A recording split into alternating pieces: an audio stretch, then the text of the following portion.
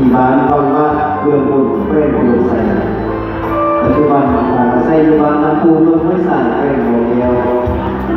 เห็นเอากระโบมาลิสุดกระโบสัดส่วน32 ส่วนสูง1 เมตร 60 เซนติเมตรน้ำหนัก46 กิโลอาชีพนักศึกษาปัจจุบันเราศึกษาอยู่โรงเรียนคงเลยซึ่งเจอสุดยอดขอไปบ้านจะเป็นพนักงานสร้างสรรค์ทางส่วนสมทบและสนับสนุนโดยห้างให้เคยชมเขา